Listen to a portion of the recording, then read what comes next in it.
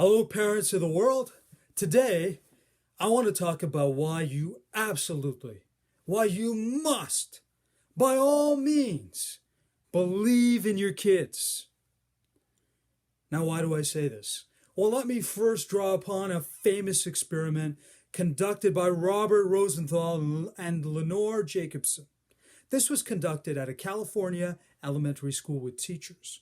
And what they did is they conducted a disguised IQ test among kids in classrooms, and then they went up to the teachers and shared the results of those tests.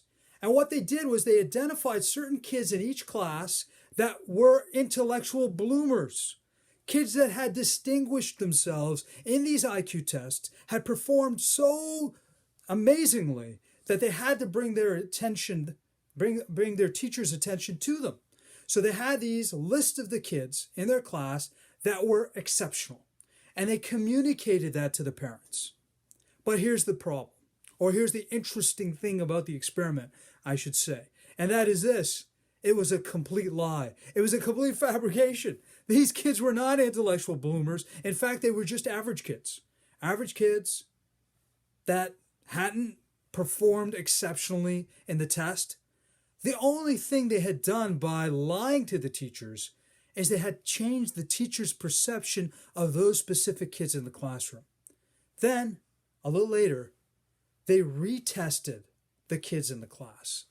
And here's the interesting thing they discovered.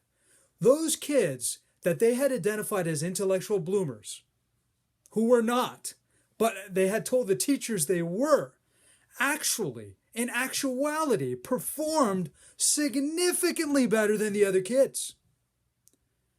What this showed was that if you change the perception of teachers towards certain kids and positively bias them towards those kids, they will unconsciously treat those kids differently and thereby affect their actual performance.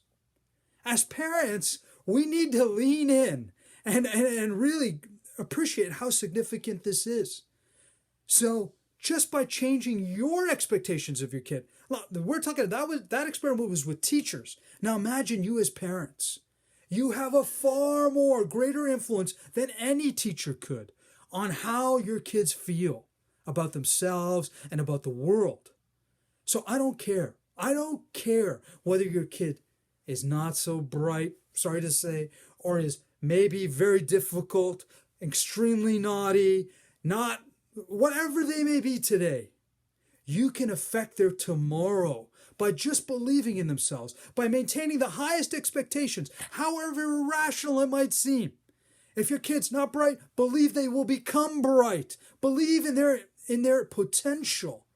That will have one of the most greatest impacts on their lives. I highly encourage you to take the results of this study. And for those of you wondering what it's all meant, they actually coined the phrase the Pygmalion effect. That's what it is. By just changing your expectations, by making them far more positive, you can render a greater positive outcome. That's the Pygmalion effect. Please implement it in your life. Thank you.